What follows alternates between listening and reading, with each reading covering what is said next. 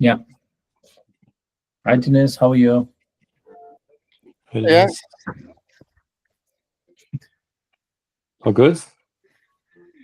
Well, I'm joining in from the Algarve.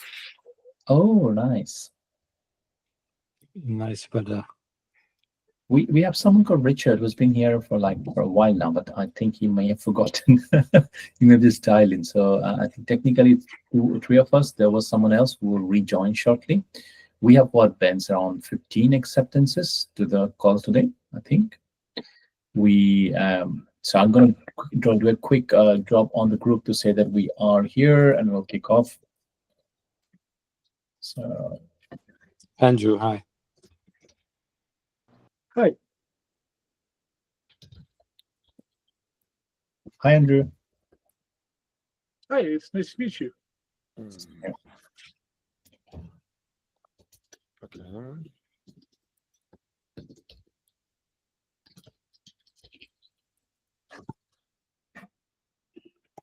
Okay, so 6:30. I guess we have had a few I guess topics for discussion today. I think Denise, you were one of them. Benz, you wanted to showcase something with Lorraine, who had suggested something. Imad was the other one. So I think Leon has just joined.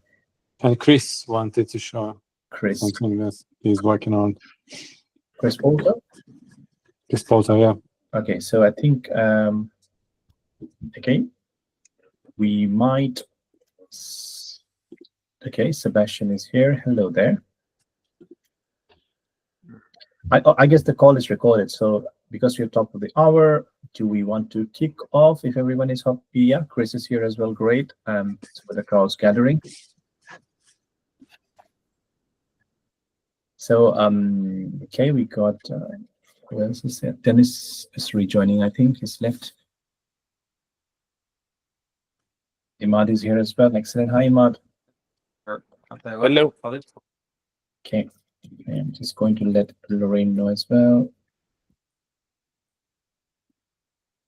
Oh, they're asking for the meeting invite. So let me just message them the link. You can join using this. Yeah, put the link in the chat because it was not that obvious. It's actually on that Luna thingy. Yeah. I think last time I had the same thing. It's like, hey, where's the link? Okay, we'll give everyone a minute more, I guess. Minute or two more. Cool. Hey, Sebastian. Hey, Chris. Yeah. I can see the list. Okay. Imad.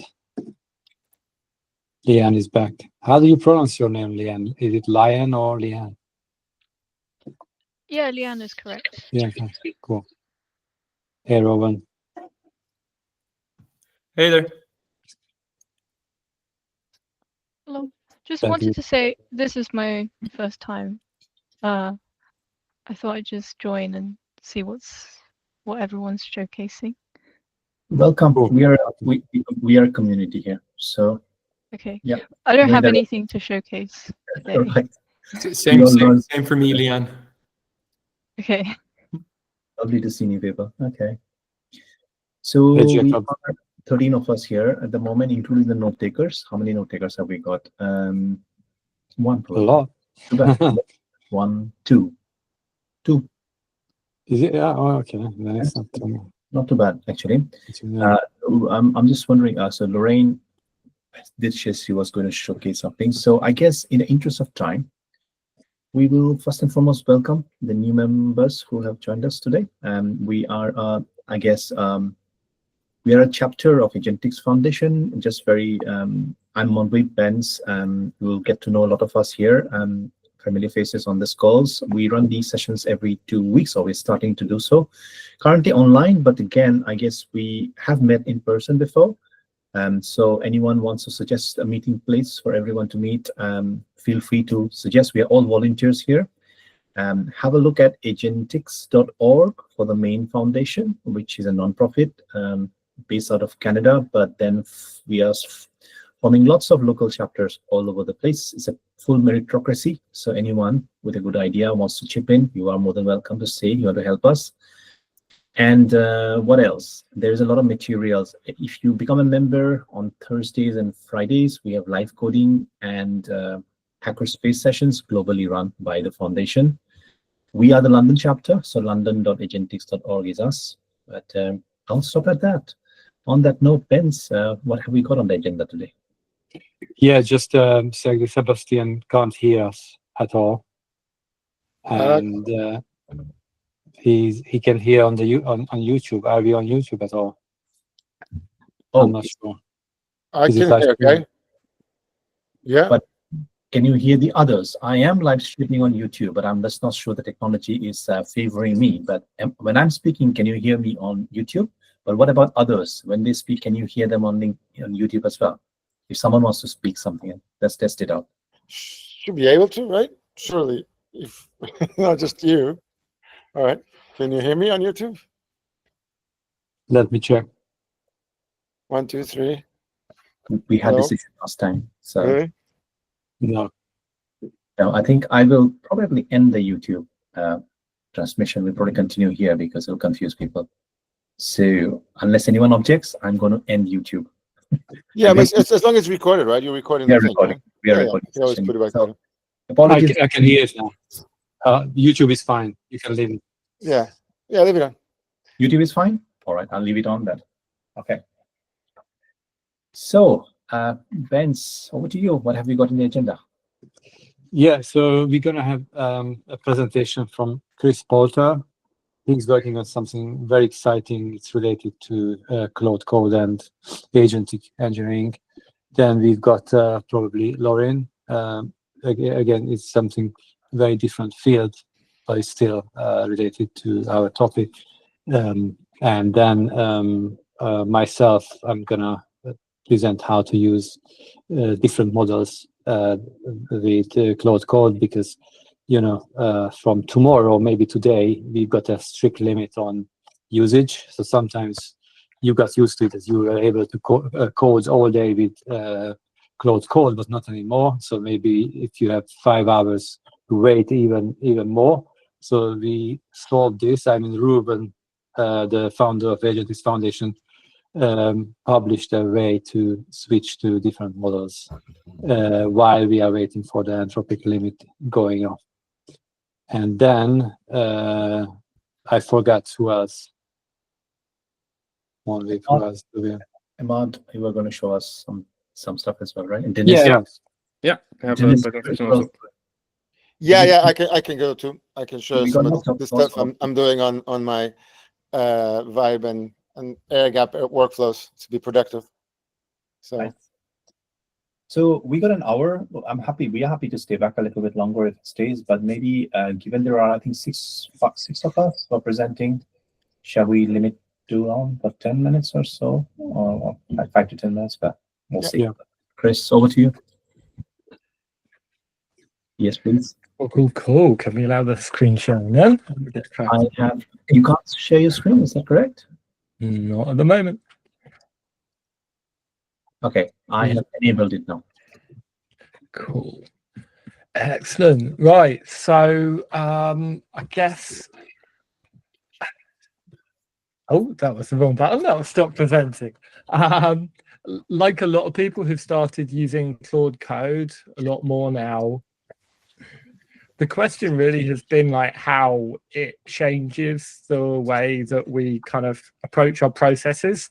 So I'm sure we've all been through a zillion iterations of Jira or Linear or GitHub issues or Notion or kind of insert your choice here, really. What I've found is that the bigger the loop, the harder it is to actually be really quick and iterative in what you're doing. So eventually I kind of got to the point where it's like, well, actually issue handling is not that complicated. Let's see if we can actually integrate the kind of project management side of stuff with the orchestration side of stuff, because that's really, for me, where the magic can happen. So for the past 5 days, I've just been working on this essentially like orchestration engine for Claude Code. And what it allows us to do is go from issue to kind of PR within one interface, basically. So we'll see what's working, what isn't, and I'll take you through some kind of tests, right? But what we can do is we can use, we can use this with any repo which we're connected to. So I'm just going to move to a test repo because I'm dog fooding my own product live, of course, and kind of using it to build out the system, which is very cool. So if I go into a test repo, it's a little bit more quiet. And what we can do here is see what the whole life cycle is really of the software. So many people have different processes. I guess where I've kind of settled on for now is like triage, where we decide, is it super high priority, what type it is, that kind of thing. Planning, where we decide what it is that we actually want to do from a technical point of view. Execution, which is generally non-interactive. If you planned it right, then we already know what wants to get done. It's just a matter of go away and do it. And then review, where we want to check the work, maybe have some input, make some changes before we merge back into production or whatever you're doing. So that's really where we're trying to get to with each of these stages. Fairly typical Kanban board. So if we started a new issue, I'm going to take one of the off-the-shelf random ones here about writing a poem because it makes it very easy to see what's going on. Right, so I've created an issue. It has a task attached to it, so I'm going to go with task, and I'll explain the workflows in a minute, which is kind of cool. So I'm going to add that, go to planning, and as we said, planning would normally be the next step, and we'd start thinking about how do we want to implement this, what code do we already have in the code base, technical stuff, etc., etc. Don't have that for a poem. So while this is I've added from our front end, we can see what's happened is that actually it's created a GitHub issue. Yeah. So what's really cool about this system is that it doesn't have any external database or anything like that. It's actually using GitHub for persistence. So our commands, our workflows, which we'll get into in a sec, they're all in the GitHub repo. And then all of our actual project information is just contained within the issues. And actually, if you have a peek inside here, what you will see is we've essentially got some front matter, which gives all the information that we need about what's going on. But that's generally hidden from people, so we can have our normal kind of title, subtitle, format our issue however we want. We just have this nice front matter, which allows us to do what we want. And that's in essence how we're showing all of these different tickets on our main one with everything there.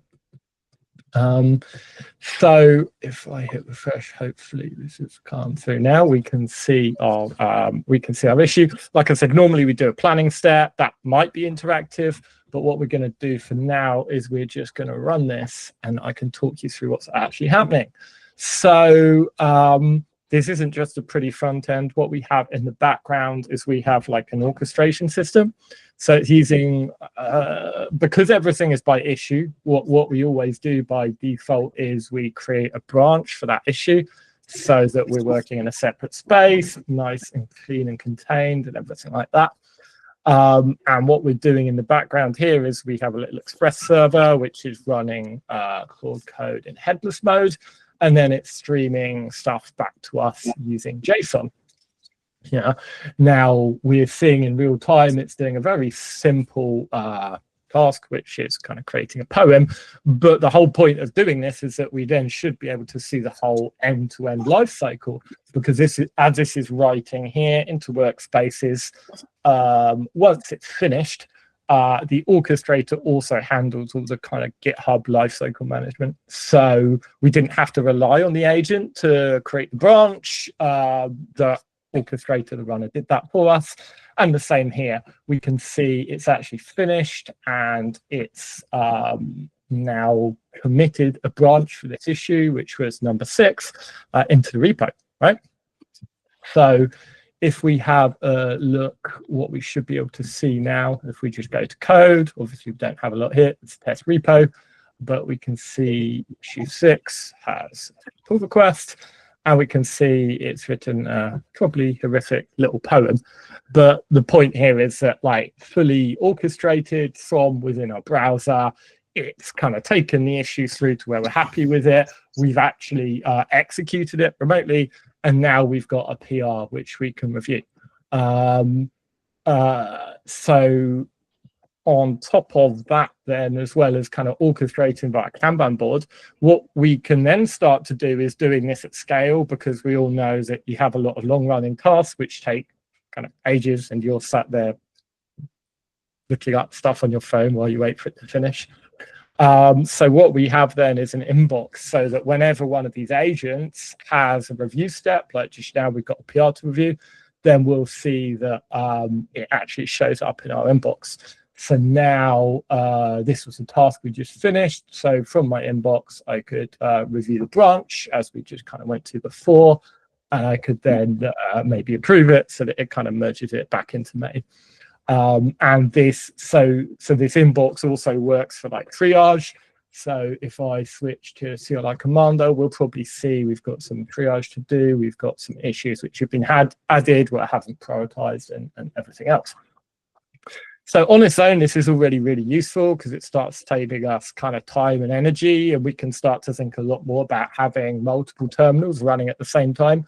I've also got a nice multi-terminal tool, which I didn't show you here before, where we can just switch between our different sessions which are running.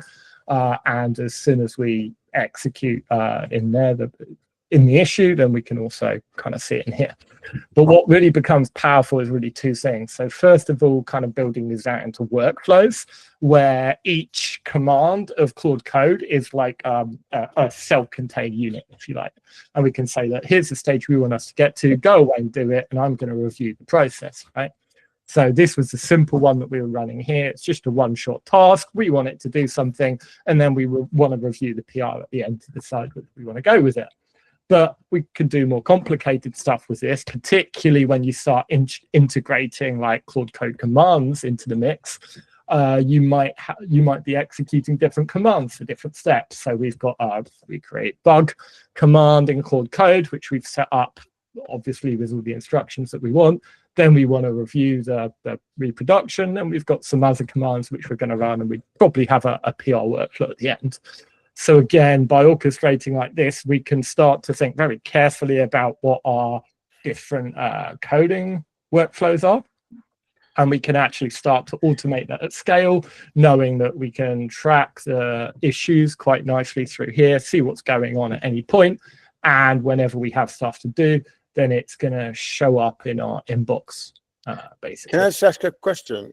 Mm-hmm. You know the screen you just there before, where you mark the workflow.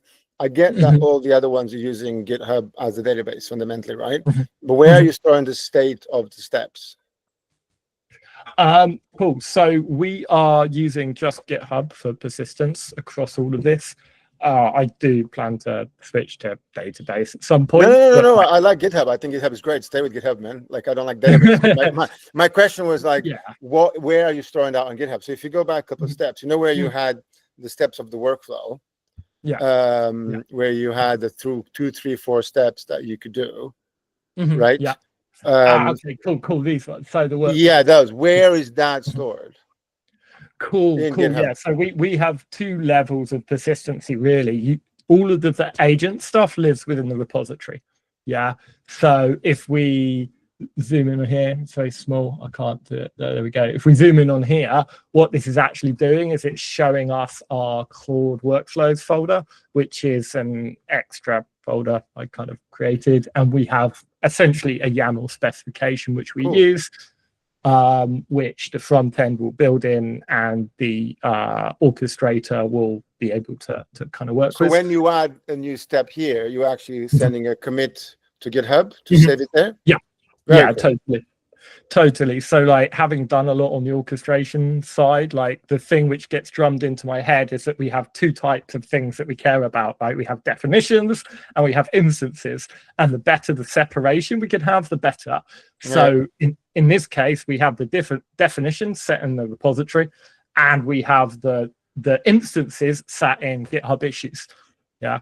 And it means we have like complete separation. Like the number of times I've been in a database and got confused between the two. It's like stay away from databases, man. File system in Git, best database ever. Yeah. So it works really well because you can just tap into your existing system. And if I go into, this is very dangerous, if I go into a repo I've never been in before, then even then straight away I can see I've got some triage to do. I can see all of my kind of issues and what it needs doing. And I could actually just get started straight away without having to change anything. And because we're tapping into the existing repo structure, I can even see the commands which were already set up in this repository, even though I've got my 0 set up in the tool. So again, it's very much designed to kind of get straight in there and get working on things. So Chris, when we like design the, say if I were to use a Spark method and we created specifications and implementation plan, generally phase 1, phase 2, phase 3 is called stuff, right? So what it allows me therefore is effectively push those phases through your front end. Is that the idea? Like to kind of allow each item to be independently built? Yeah, absolutely. So really there's two key principles, I guess, behind it. First of all is that like we're getting to the point where with repetitive tasks, we can kind of create commands that we know will fairly reliably create the results that we want. So we want to be able to do that without, going into code every time, and kind of automating that. Second of all is that we still have things that we want to review. So for instance, with the Spark method, right, the first one is like specifications. So you might want to actually have a review step where you say, okay, the output of the first step of specification is a markdown document in this format, and every single time I want to review it, either make suggestions or approve it before it moves on to the next state, right? So all we do is we design a workflow in here, very similar, like exactly what we're talking about. What are the steps? Where do we want to have the manual step? It's like, okay, let's stick a manual step in here where we want to review it. And now, like I say, every time this is being executed, and we'll have another one at the end just for fun. Now, every time this is being executed, as soon as it's done, then it will just show in our inbox in terms of like, okay, you've got a spec ready here to check. You'll be able to kind of interact with it, approve it.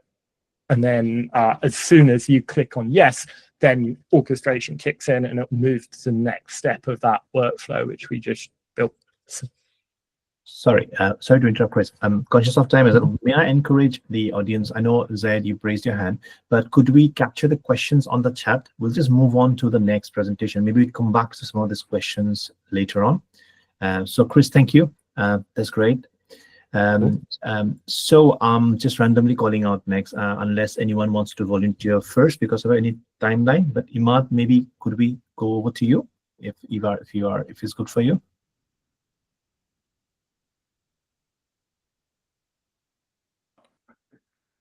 Is Imad there? Sorry, yes. Yeah, okay, excellent. Okay, so hello everyone. I will go next. Thank you, Mondri. So the demo is, I would try to do is about voice agents. In fact, Cartesia released last week, the new platform for building voice agents. It's an easy way to build voice agent. Like you declare your prompt, and then it will be these agents using the text. So it's a text to agents manner. So I just may share my screen.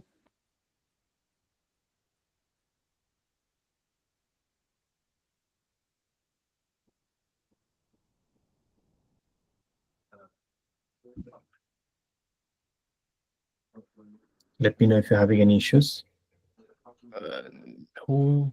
Yeah, we can see your screen. Yeah. So go to Cartesia.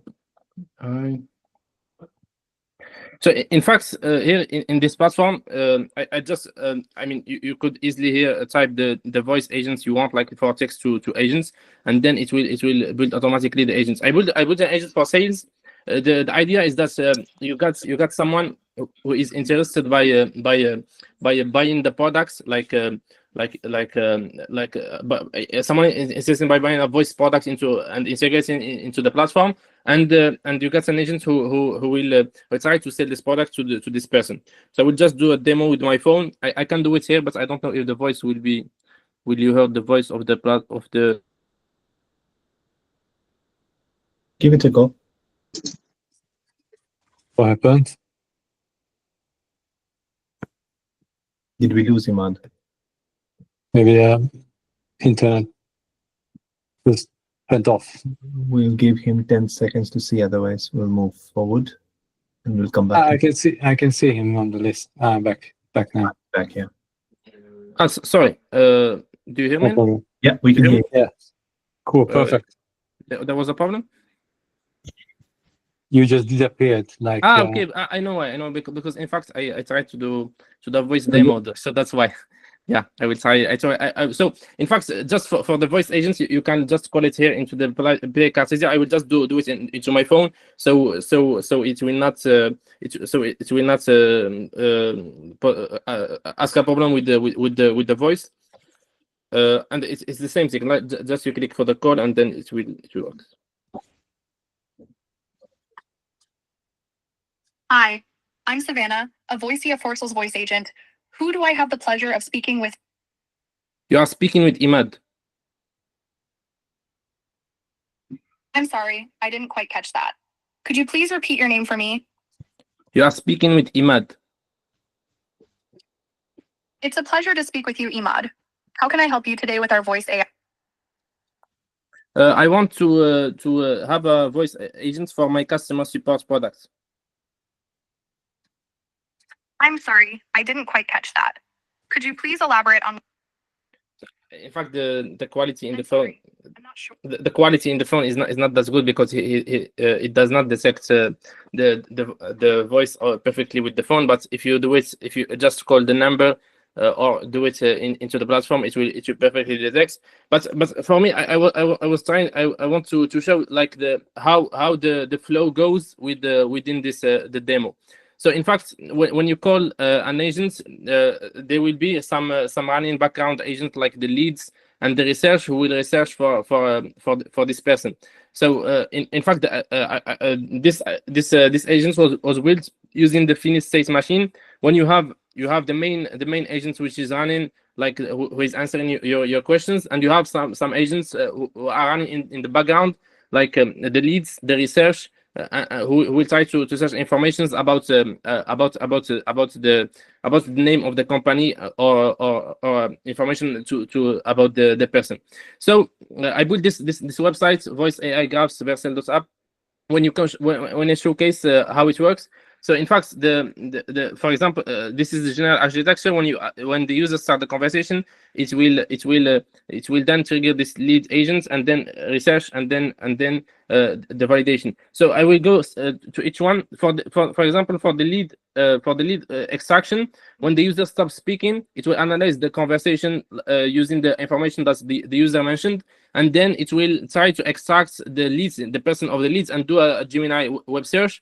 Getting the JSON of the data about the person.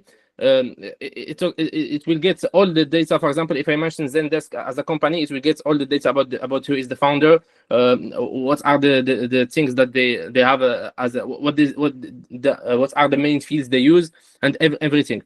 And then it will generate these leads, and then it will validate that. It will validate this. If this JSON is correct, it will return to the start state. If not, it will just end the podcast lead. For the research agents, it's the same. It's the same thing when he will do the research about specific information like a web search. So here it will analyze the same thing. This is T for trigger. This is the event that triggers the call in the call.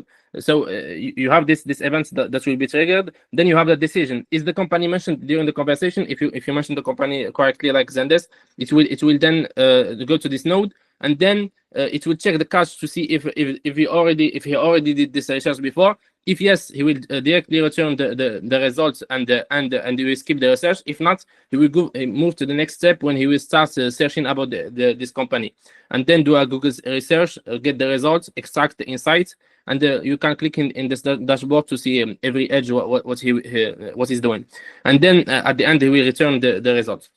For the call validation, it's an important step, and I did a LinkedIn post when the demo works perfectly.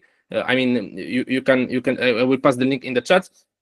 Here, for example, the validation node, which is at the end of this cycle, it validates if you have to end the call or not. So if we don't get all the information about the person, like his name, his company, and his email, we will. I just did that, so we will not end the call. So how it works for this graph for the validation call, he will trigger. For example, if the user want to end the call, this node will be triggered. Then we will verify if we already validate the contact's name of the person. So this is a validation node.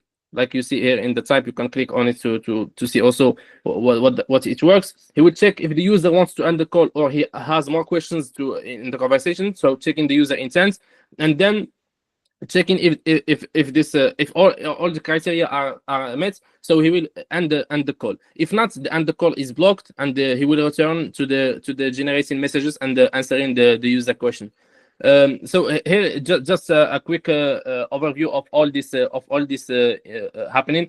So we start with a greeting. We will start with discovering the pain points of the user, what he wants, what he needs about these voice agents, and then when he get the pain points of the user, he will trigger if the company is mentioned, or when he get the name of the company, he will trigger the research, and then he will validate this research.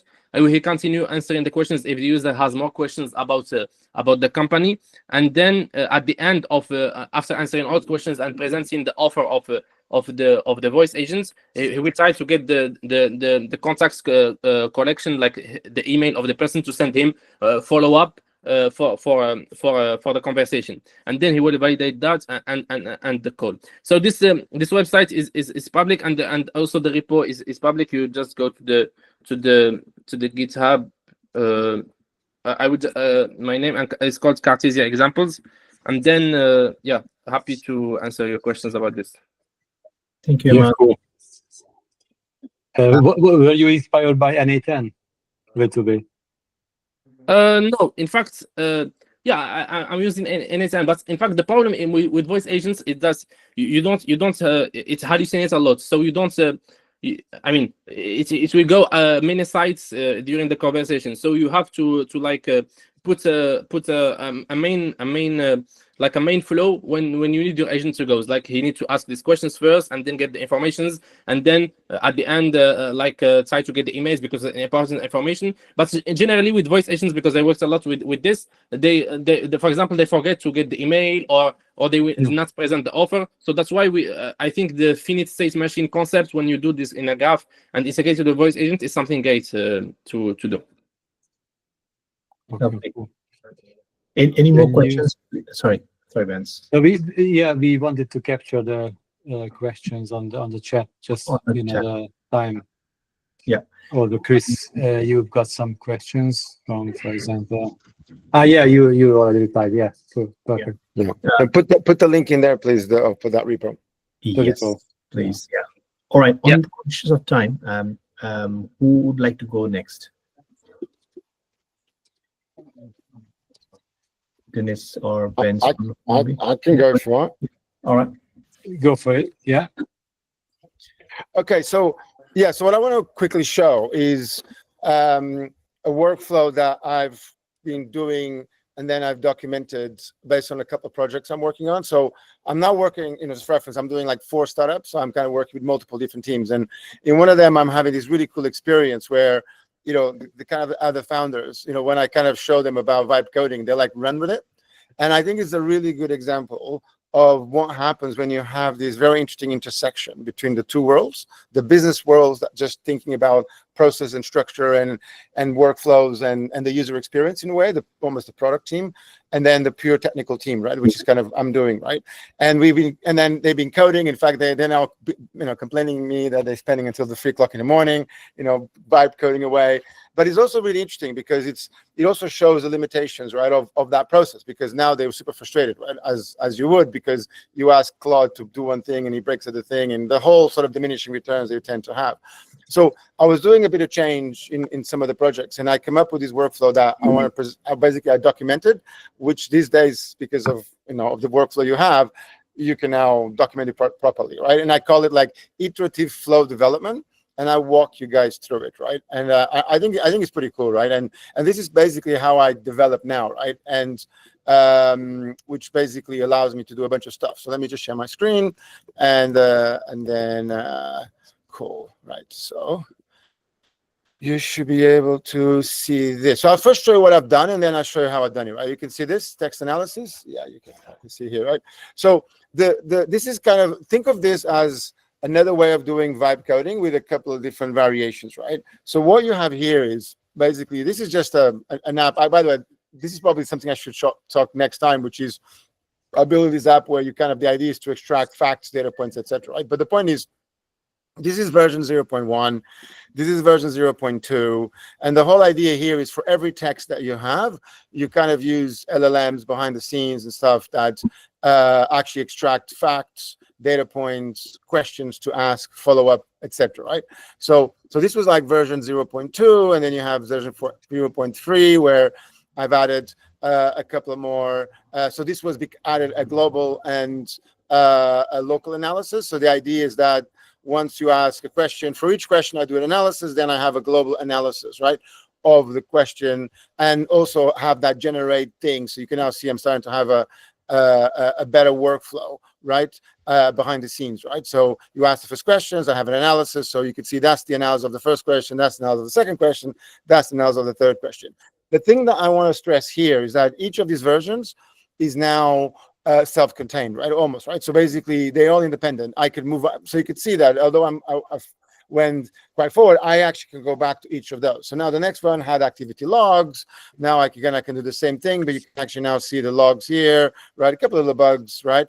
And then and you can now see the stuff, and then you can even have an analysis view that I added, so you can now even generate a summary across the whole thing, right? So you can start to see that I'm adding features. In this one, I even have a back to versions, right? So I can go back. And then what's interesting about this version 0.5 is I added a couple of more cool features. So a good example here is, let's say you want to create a GDPR analysis, right? One of these is GDPR, whatever, basically the point is that, oh, by the way, you notice how fast that was? Because I have caching on this place, right?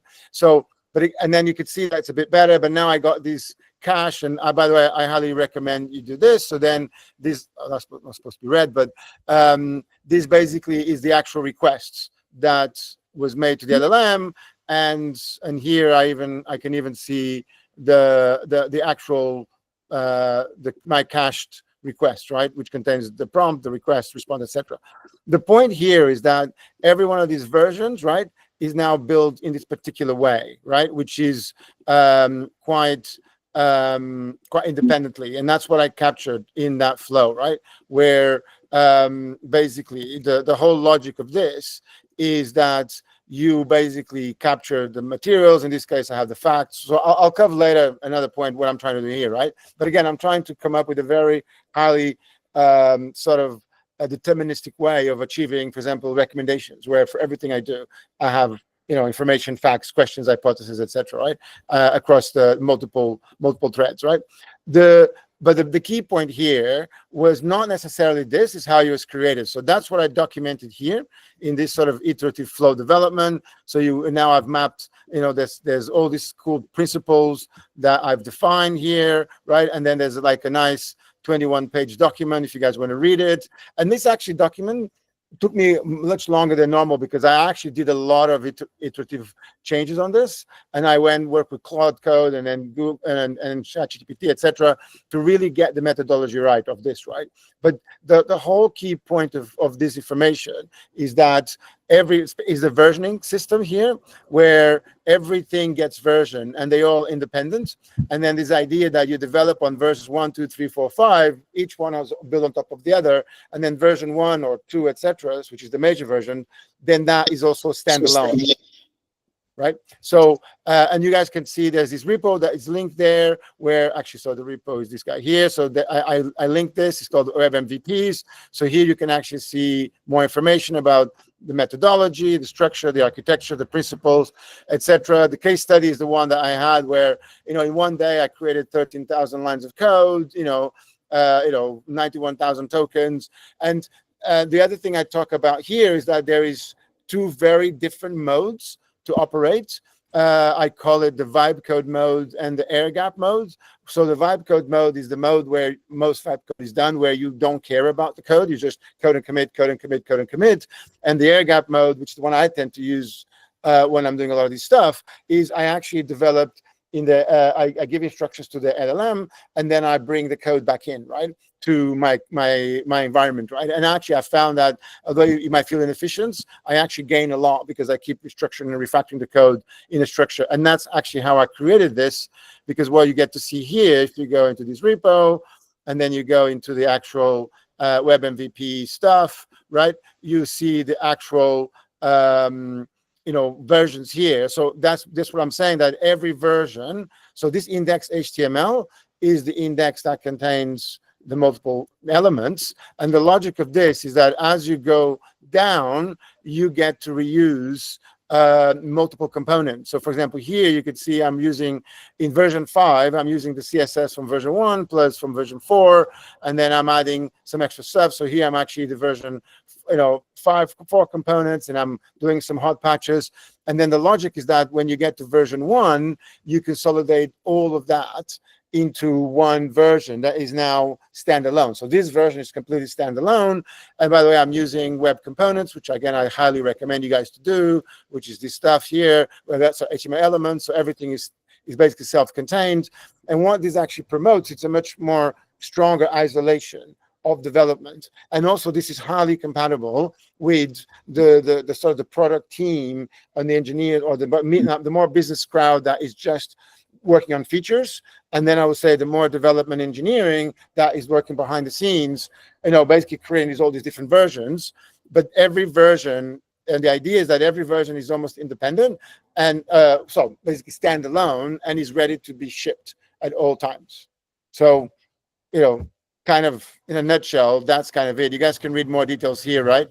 About how everything works. But I found this ridiculously productive, this workflow. It's on my tabs, Denise. So on my list to read. Yeah. At a relaxed point. It's really powerful, guys. What I found with this, right? Like the reason I really, in a way, it's something I was working already a little bit, but because I'm not working with others, right? I kind of had to. It's quite interesting now. The ability that not only I'm ridiculously productive, like even by myself, the fact that I was able to very quickly create that level of documentation, that level of detail, that level of explanations, it is quite amazing, right? And then the power is that the business crowds can be iterating very fast, but now what I'm doing is I'm giving them much better architecture behind the scenes, right? Oh yeah, so one more little thing to show. So the other thing that is also very important is that I've also now, and this OS bot utils is kind of my basic OS bot is where all my projects are, right? So well, there's a couple of repos that have all the stuff, so you guys can see here. This is what I'm saying: open source everything, guys. Do it sooner rather than later, right? But here, one of the things I've also started to do is to create these really detailed briefing documents. So now, whenever I start, for example, I have this type safe and formatting guidelines. I literally give this, 700, 900 lines document, right, to the LLM that contains this is guidance for an LLM, right? So this is guidance on how the LLM can use my APIs, how to do, in this case, this. By the way, if you want strongly typed Python, check this out, because this guy is real-time Python checks. And then I even have this service that I can create. And again, I give it information, how to work, this is the testing one, is how to write tests. So in a way, my workflow now is that I start a project and I basically create a voice memo with what I want to do. Then I have a document that explains it.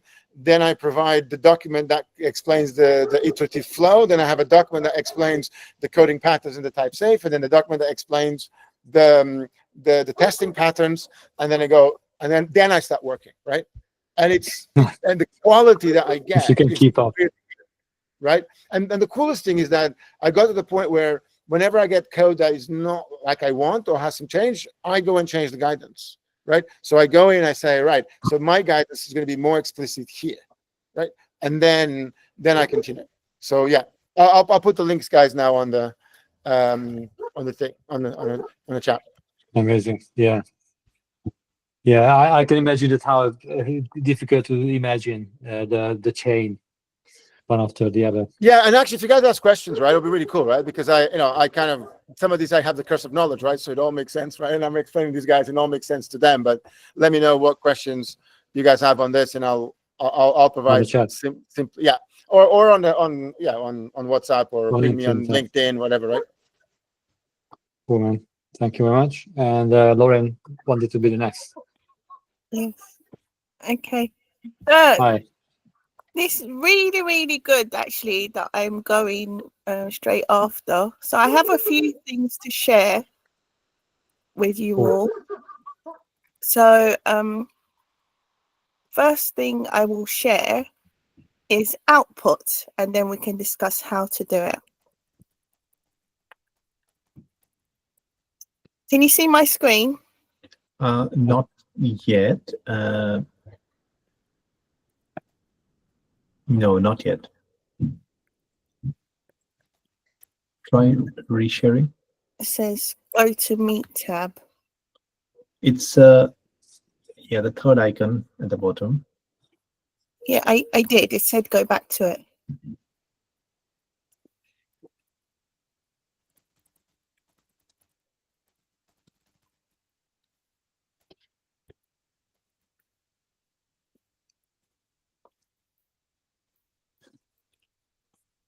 Is it sharing? Not for me. Others? No, I can't see it. So, Oh, so something went wrong. Lovely. We try to share a different tab. okay. It's okay. I was just showing something I made earlier. Okay, let's try this one. Yeah, I think Yes. something's going out. Yeah, we can see. Okay. So I was actually just trying to share the output, but I couldn't. So if I go to full screen mode, then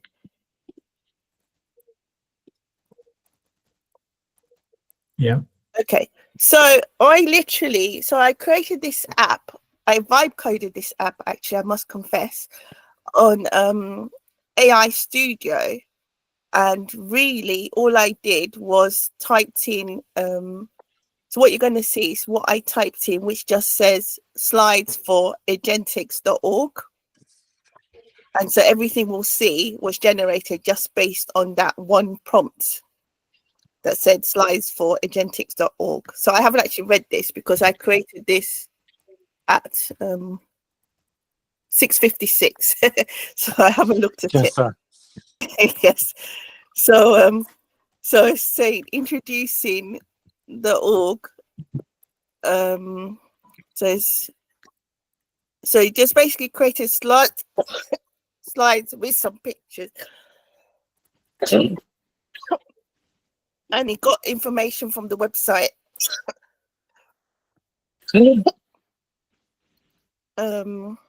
I don't know if it makes any sense, but basically that's what the app did. And from the just one moment. So it pulls public information from the website and creates slides one by one. Yes. But literally all you just do is say slides or whatever it is you want to create. We can actually create a fresh one on something else it's just I thought it would be easier. I think it took about 2 minutes to create all of that. Nice one. So that's what one of the things I've been working on. So it's basically an orchestration tool where what you do is you enter an input and you decide what the outputs should be, and it decides and it supports you with it. So if it doesn't need to be, so we're back again. Okay, so if we wanted to create something else, so what It can be PDF or so this version is not one that does the exports, but we can still say a document of what? like a white paper or Okay, so a white paper on what? on privacy, let's say. Okay, so there's some stuff which I had done, which let's just say is output of a video, slides, poster, infographics, even a website, and you can change the styles you want from it, and Nice. what sort of graphic styles you like, because people like different types of graphic styles. So the last one we saw was a 3D animation, so we can try. I think Cyberpunk's good. Yeah, we love that. Yeah. Okay. White paper on privacy. So what was we don't want a video. So this is not the auto select version. And then let's create it. So one of the things it also does is that you could actually even discover sources and say you want to include it or not include it in Nice. the document. So you can merge different sources. Yes, so it will just go out on the internet to find it for you. So this one has got future of privacy forum, rethinking of privacy in the AI era. I don't know if any of these are valid or not, but we can just select them all for now. And it says it gets you 10 sources. And Is it just a web search? Yes. Google. Yeah. And then it will create a document based on what it finds. And then it takes time to create this. So it says white paper.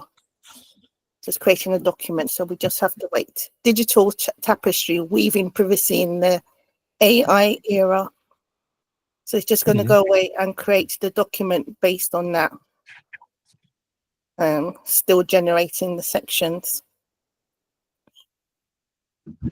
So conceptually, what I did was just go through a lot of different open source projects. So for example, how do you do deep research? Find code for deep research, stick it into my code.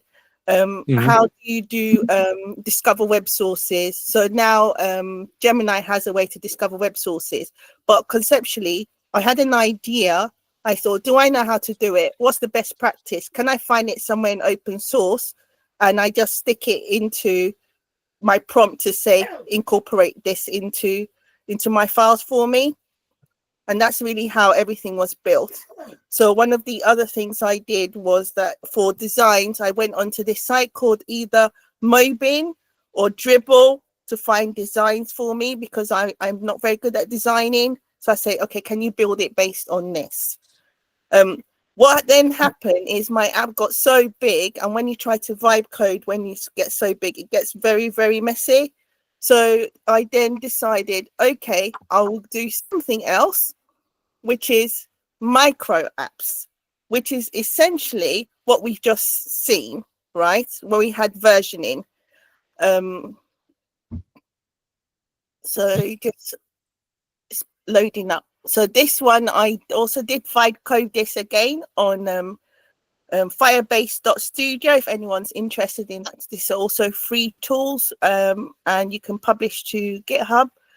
And what I did was I created a scaffold to say, I want to create apps, but I want to use versioning for the apps.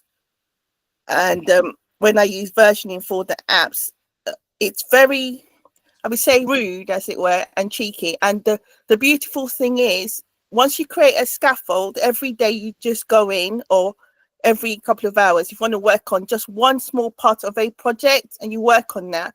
And what you notice is how these agents work. So, for example, I'm working on an app for advertising, and it goes away and it touches a completely different app. So here, it says here, create at the thought of speed. I don't know if you can you see that? Yeah. Okay. So so it can suggest apps for you. Let's see what happens if I make it bigger. Oh, wait. Okay, it's loading. So what happens is that every time I want to create an app, it will create the app, but it will create it as a later version or a brand new app if it doesn't exist.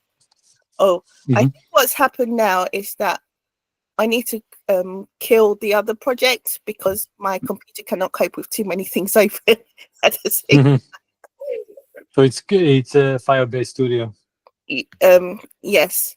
So, but conceptually, it basically, I create versions. So you can see the versions. This, because it's still within Firebase Studio, even though I had programmed screenshots, it said this app doesn't have permissions. So people, if you want to know how to do screenshots, you can use things like Playwright, right? So when I have an idea of what I want to do, I then figure out, have I done it before? If I haven't figured out how to do it before, then I Google how to do it, and I find the code on open source and I try to make it work. And sometimes it works, sometimes it doesn't work. Sorry. Nice idea. Yeah. The screen seems to have crashed. Seems like that. Yes, I'm going to kill the we've seen the Agentics one already.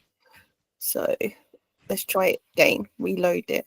So yeah, but essentially, so this app, the key thing with the vibe coding is that I vibe code. I did exactly what Dennis did. I also get it to vibe code me what it's changed. So it writes me a blog for changes, so I can read the changes in English as a non-technical. I'm a very technical person, but I still like to see the non-technical. So it then tells me this is what's changed. So so it comes with code and it comes with version in plain English. This is what has changed each time. But so you have to request the change log every time, or is it automatic? No. So I've architected it so that every so let's find one that exists already. So there's 50, I think there's 55 different apps in this, right? So one of them is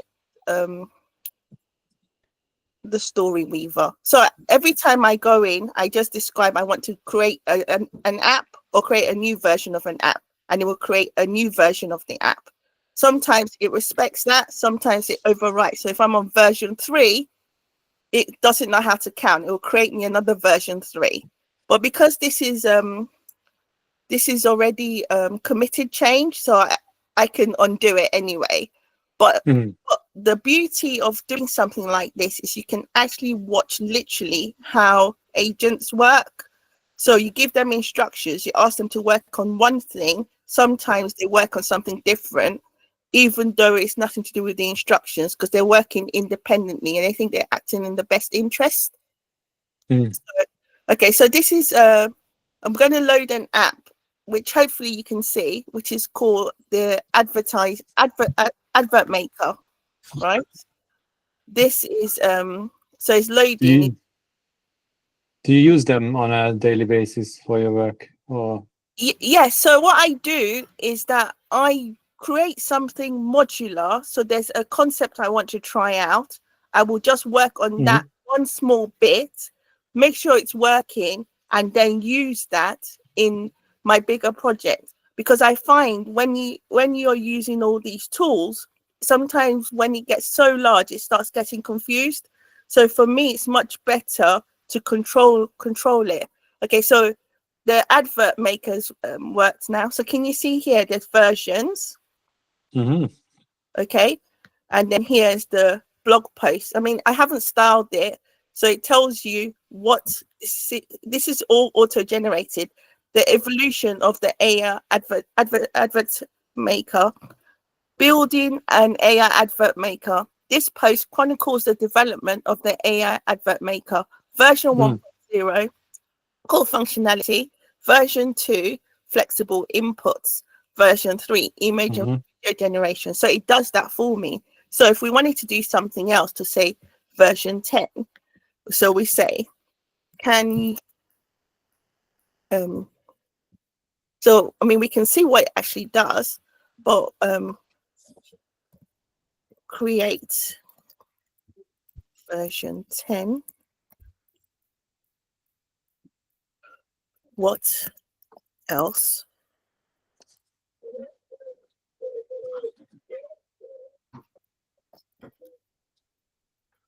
would make this more commercial? So I don't even know what it's going to do, right? So I've just asked it to make it more commercial for us. Right. So you give the decision to the agent hands. But a lot of times I tell it what to do, but this time I've actually just told it, make it commercial.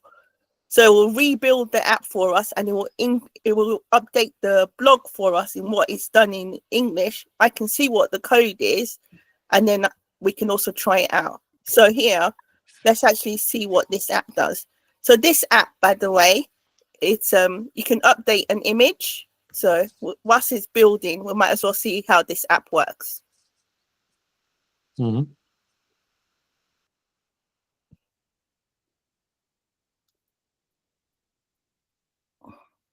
remind us what was the model you are using. So this specific one is using a mixture of Google models. So it's like Gemini or but it actually uses this thing called GenKit, right? And the GenKit, basically, it's not production ready, but it's structured in such a way that you can easily swap out the models.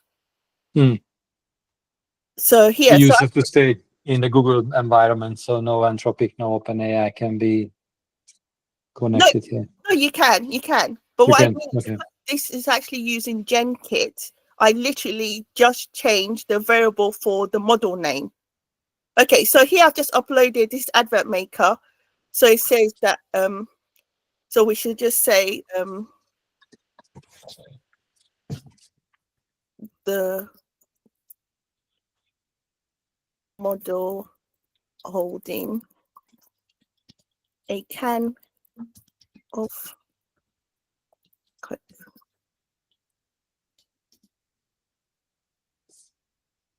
And we'll see if it works. I haven't actually tested this. This is the Nano Banana was released yesterday. You know, the image generator. Yeah, so see, look, I just created, this is that, me holding the can of Coke. Right? Yeah, that might be the latest image generation. Yes. So accurate. So it's still created. So it takes a little while, only because I have so many apps, and really I should be working on a diff, but now it goes down all the apps and it generates it. But once it creates that, we will see a version 10 and it will tell us what it did, because I have no idea what it would have created. But the concept I want to impart on people is that whether you're technical or not technical, look for best practice. Okay. The next part is that you need to closely watch what gets changed, especially when you work in this sort of agentic framework, because when you provide specific instructions, sometimes it touches something totally irrelevant and then things get broken. So sometimes when my app's not worked, it's because my environment variables have been wiped out. Why is it touching the environment variables? Okay, something else is worked. So I have like a global file, or I'm working on an advert maker, and it's worked on my story weaver. That's not what I asked it to do. So you're thinking your program's broken, but it's not broken. It's literally just gotten excited and done something totally irrelevant and nothing to do with what you've asked for. So it happens with Sonnet as well, Yeah. multiple times. Yeah. yes, so you have to closely watch this. So yes, so I mean, even within this app that I created, I ask it to do stuff, but even within the front of it, I actually also say to it, generate me ideas for things. But it's all down to the architecture. I did a scaffold to basically create an app of apps, and from that app of apps, I then create one small thing. When it becomes a core feature, that gets moved to a global library. Okay, so we're now on version 10. Okay, so now it's done. I think it looks like it's done. What's that word when you have the different sizes? Aspect ratio. Aspect ratio. So let's see what it said.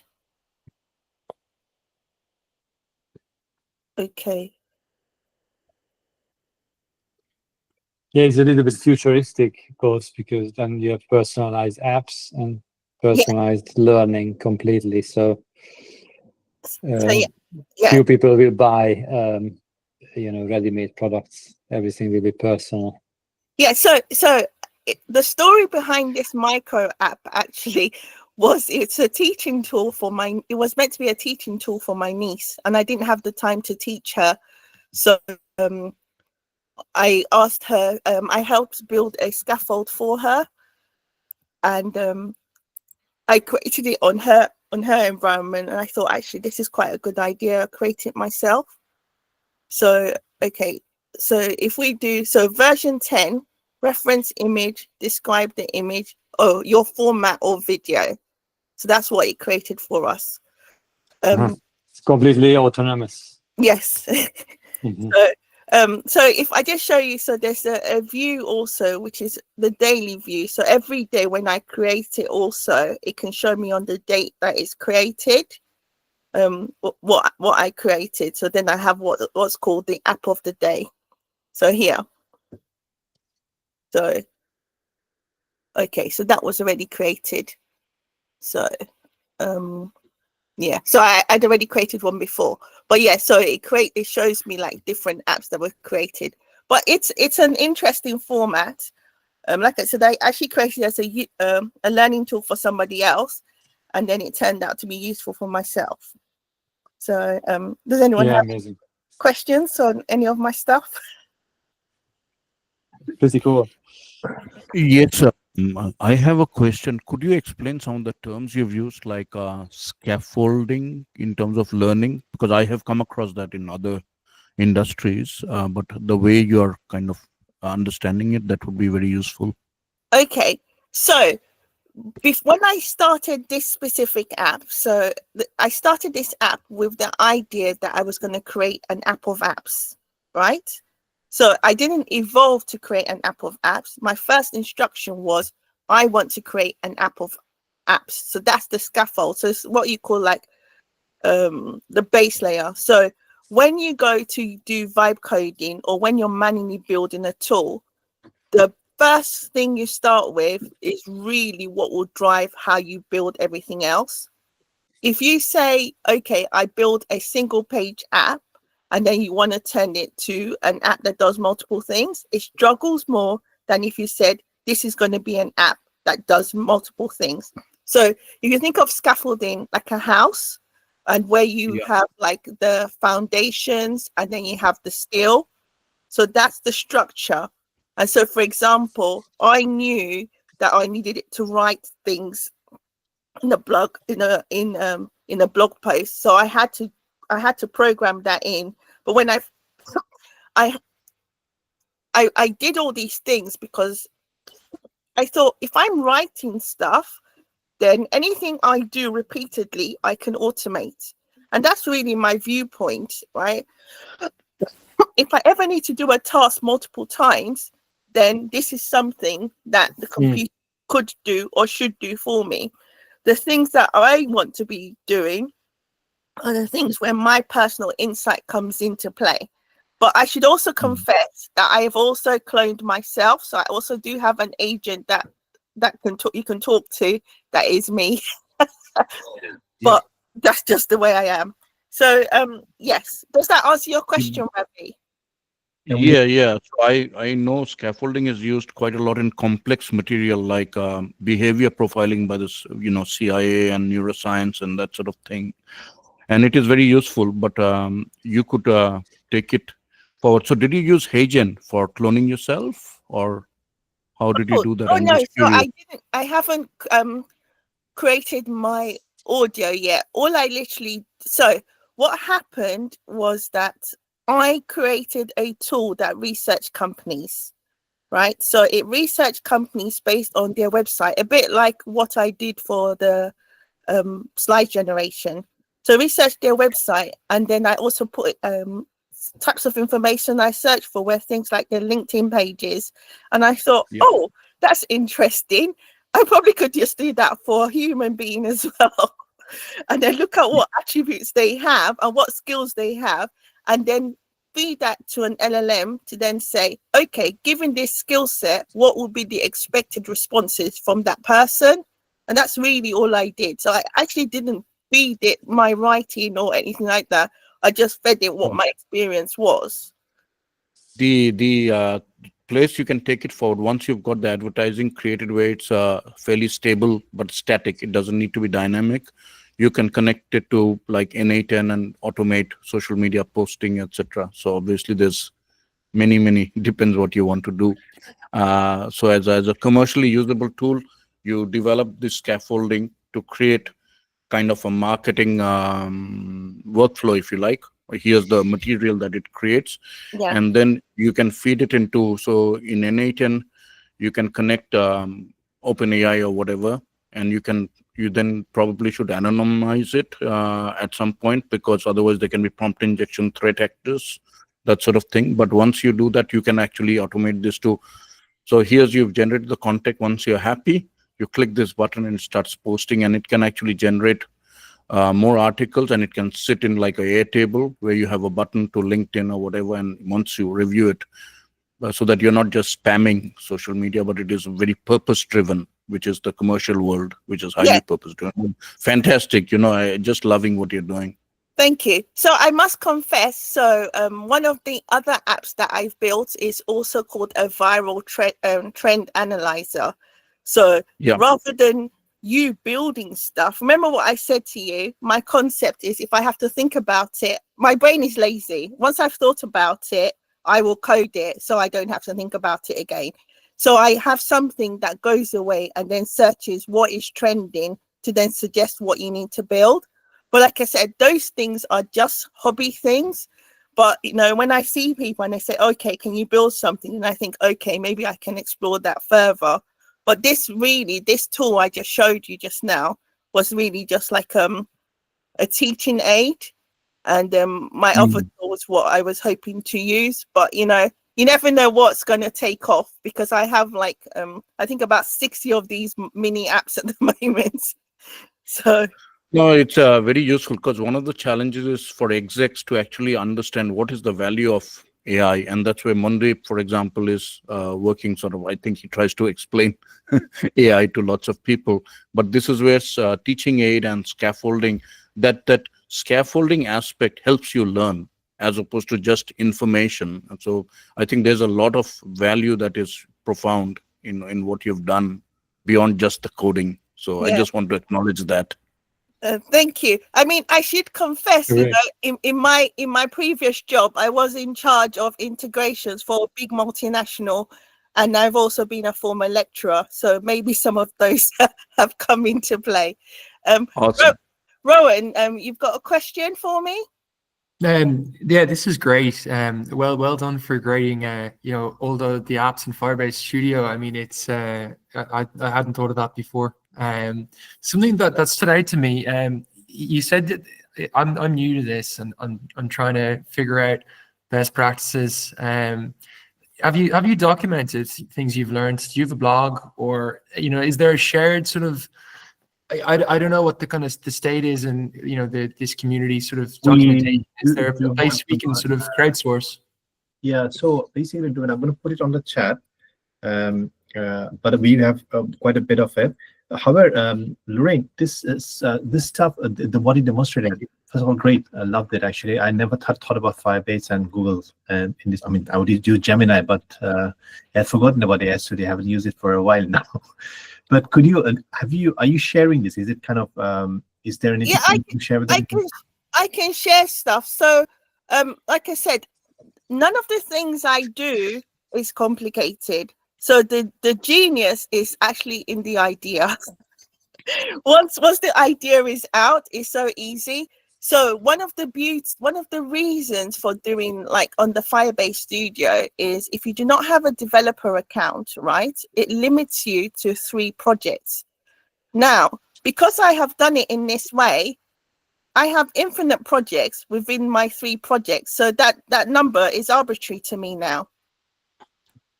Okay, so that's one. So it's understanding you have to understand when you're given limitations, how to overcome them. The second bit is, like I said, all I literally did was start off to say, I am going to be building multiple apps. And if you think about this, forget even building multiple apps. That is exactly what happens when you're on social media on Web 2, right? They have lots of mini pages. And that's all we've done is create something which has lots of mini pages. And this so happened to be mini pages with full workflows on full versioning systems. But this could have been like Lorraine, Mondweep. It could have been all of us individual pages of this is our projects. So I mean, it's probably a great idea for us to actually as a community collaborate on something similar. Like, I know it's a good, I think, learning journey as well, as you said. But let's build on it. I'm just conscious of time. We probably have gone over, so apologies. But then I think I can see people are staying back, so I guess we are all enjoying. So we have Ben, so we can stay. I'm happy to stay back. I guess Ben, so would you like to go next quickly, or anyone else we have left? I think. Otherwise, Ben. Yeah, I mean, we are over time, so I share this. If you go back on the chat, I reshare. Yeah. Again, this is the description Ruben made, and there are 3 different methods that you can change models. It's a little tiny trick. Maybe you want to stick with Claude Code Anthropic models, and you don't want to change it. But in case you want to change the models, you have the option. The easiest one is the open router way. I'll show you just a sec. Can you see my screen? Yeah. Yeah. So he found out in January the A, the B, and the C path. I didn't do any, just the B one, which seems to be very, very easy. You could buy a GPU on Hugging Face if you want to invest in heavy hardware like A100s. But why not Open Router? Open Router, you get the API key, and basically you use these 3 lines in terminal, but it won't work because something changed. And then you have the option to use a proxy, which is I added to the tab. Just a minute. So Ruben's guidance is a little bit outdated, so you need to use this testing proxy, but not for production. If you want a production level security, then you need to deploy your own proxy, which is again just a few steps. And then you are ready to use any kind of model on Open Router, which can be a Qwen, it can be a OpenAI, open source model. I tried and tested; it works great, and you are in the familiar environment of Claude Code. So if you over limit, you can always switch and play with different models, and you stay inside the familiar environment. Claude Code is amazing. If you haven't tried it, we recommend to give it a try. It's addictive. Yeah, that's all I wanted. Thanks, Spence. I guess open to the floor for any kind of, I guess, 5 more minutes. Any open chats from anyone? Any more ideas? I mean, how do you feel to the event? And any ideas? Put on the chat, or anyone wants to call out? Please speak now.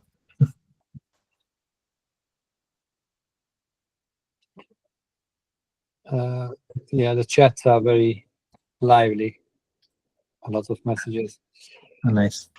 We should do sometimes maybe like a weekly spaces or Discord where people just hop in as in a live chat when they want to work, because maybe they want to work and then someone else joins and they could just share, kind of like a communal development as well. Because I think we all do this alone, like we all just do it maybe for work or for something else, and it's hard to do that as well. But it'll take time. We're all like a fresh kind of group, it'll take some time. We all have to kind of settle in. That's a great idea, actually. What we could do is probably in our Agentics area, create a London kind of Discord. Anyone wants to build something community, hop in, yeah, that's a great idea. And we can connect all the groups, because we're, I'm in the Toronto one, right? But I'll always love to come in and check out what everyone's doing. We're all here for the same reason, and like going to these groups or events too, you get to learn more. But if we did, like a whole universal one would be kind of cool as well. Yeah, All right. We've got the London channel anyway on Discord. On Discord, yeah. I'm gonna share it now. Yeah, I'll join up. And then there must be all the other ones too, right? Because I think I'll keep up with your guys's, and maybe I guess Jed in New York's, but there's probably all the other places around in New Zealand and different places people have. I've got it now. Yeah, okay. Yeah. So although we're calling this London, we've got you from Toronto, we've got Ravi from New Zealand. It's pretty nice. It's actually really nice. If you guys are ever around, let's go for coffee or something. It's nice to have that. And not everybody's I guess I don't know. I'm very passionate about it in a very nerdy way. I don't have any interest of I'm coming here to make money in any way. I just want to come to just learn and join the club. Sure. Yeah, right. Many But companies don't get hired to do that, so it's different. We definitely should have a regular, maybe once a month or something. Let's get a like a coffee 4-hour somewhere. thing or somewhere where you might join an hour or whatever, or 8 hour, or the whole day. And because I think if there's enough people developing, there'll just be someone 24/7, and we could always all learn the latest things as well. Most of us are probably putting a lot of hours with this stuff more than our families, So. Yeah, your voice too addictive. It's very addictive. That's the problem. How we would make fun of the kids before with the video games, and then look at us. They can't tell us to get off the computer. I think one thing I'd love to see, I think it was Dennis who showed today the version system, right? I would love to see us all come and code together. So it's what we call a code along, right? So we set an hour, 2 hours, however long. So maybe a session. And then what happens is that you don't necessarily have to have something working, but we all start for 2 hours together to work on the same one topic, right? And then see how I have very alternative ways of thinking about things. And what can happen is we then have these insights of the different ways people think about things, which means that we now have a force multiplier. So it's I didn't think of that. And then some people may have things that are ready, and some people won't have things that are ready. But the seed of the community being, greater than the sum of the individuals means that you go away having understood a bit better how to solve the problem because of all the different viewpoints. So I would love to see that as one of our sessions, whether it's on the Wednesday session or on a different, because I think there's a Friday session as well. So that would be great. Good shout. I think the other advantage is that as AI is changing, it's hard to keep up. So, some of us go and kind of find out what other people are doing. So from New Zealand, we have a community across New Zealand, Australia, and Minnesota that has 1,700 people in the community. And we have AI builders groups that come weekly and do hands-on stuff. But even that is not enough. Then you go to London and like Mondeep has got this community that is doing other stuff. I'm like, oh my God, there's more to learn. And you basically go nuts. How do I structure it? And then how do you make it consumable? Because Benz and Mondeep are very smart. I'm not that smart. So how do I make it digestible, etc.? So that's a learning challenge. And that's where scaffolding and all of these other concepts come. So it's just about, it's evolving. We are all just trying our best, and it's fantastic. I think we have the most value, all of us together contributing at the same time. I see going to a developer conference yesterday, there's a lot of tools that are like focused on individual workflows or like company teams, like keeping privacy out of the team. But if we had as a community a tool where we all can just get together with our voices and code into a project, we could make that like the old age homes, what happens here in Canada right now, they're probably having under 100 grams of protein a week.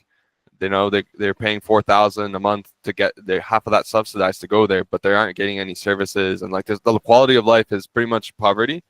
So things like a app where you could track, you know, like, or they can call and document, hey, I called and asked for toilet paper and I don't have it, and then like you could show that the owner, like all that kind of workflow could show documenting like their quality of standards of living, and the person who's fulfilling that contract that they're not doing it correctly.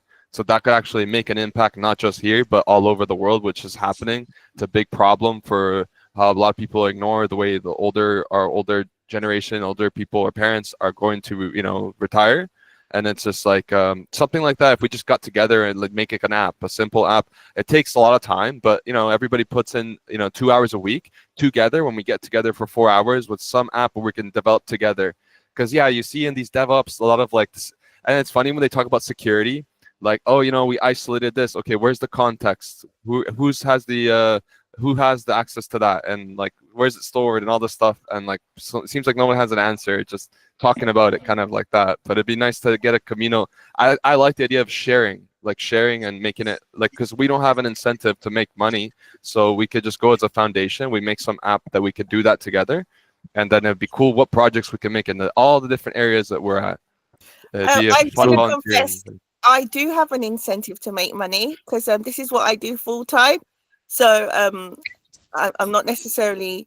I'm happy to share, and because I do have an educator background, but you know that is my incentive, is, you know, to conquer the world with my little programs. But I'm also happy to support things. But I don't think I'll be able to commit 2 hours a week for. That's why I think it's hard in the foundation, because like I'm willing to, and I'm already also extremely busy, and like I don't know, I don't like. So I just, it's hard because you need people to do that, and it's like it's hard so for everyone. The action item, we're gonna create a channel. I think let the community let's go with your original indication, and we'll build from them. So great. I know we got a couple of other hands up, so very quickly, I guess who have we got? Is it Ravi first? Yeah, so just Sebs on the old age home stuff. So in New Zealand, we have a very luxurious welfare system. So essentially, you need an agency that not only does that, but essentially marketing. Innate, and I just talked. The message is not out there. Everyone's profit driven. So if you want to change that, you have to send the message out. So I mean, marketing at scale. That is the potential of AI. That is one aspect. The other aspect is various food sources available, Salvation Army, etc., etc. Is the stock enough? So it is not enough to say, you know, it's very fashionable for, especially for techies, to say, we'll do some sexy app and we'll come together and we are feeling so good about ourselves because it's altruistic. But this is a much larger piece, and you have to basically create a government agency. So your work has to lead into something that is tangible and going to attack it. And that's why the UK has so much more of it. I mean, you have no idea how much the UK is. No, Ravi, it is. And the big problem, I think, is there's a nefarious incentive from the person who has the contracts for the homes, because 4,000 times 9 people, imagine, they're buying new homes and they're driving Mercedes, and the other people, you know, they got nothing. And it's... No, I work in the ministry. I work in the government. Yeah. So I can share how you manage providers, what is the stack, because they have the requirement, right? They have the laws that say, you know what, they need to have this, this, and this, and then that's why it feels like they leave the old people alone. Nobody's there to like be on them, you know. It's kind of sad. I mean, I have a background being also a project manager. I would strongly say anything that the foundation is going to build shouldn't be something we think we want to build. We've got to find a customer. So there's a real charity or someone that's actually going to use, and you work with those people to build what they need rather than what we think these people would need. And Yeah, then I would it's support build that. out I would more support that. people. Yeah, Zaid has your hands up. Zaid, you wanted to add something to it? Okay. Yeah, so we can wrap up now. It was great, amazing. And see you in 2 weeks, guys. Yeah, and keep the conversations going on WhatsApp. Or Discord. WhatsApp. It's, All right. yeah, reach out to us if you need access to WhatsApp or something technical. All right. Bye-bye. Thank you all. Have a good one. Bye.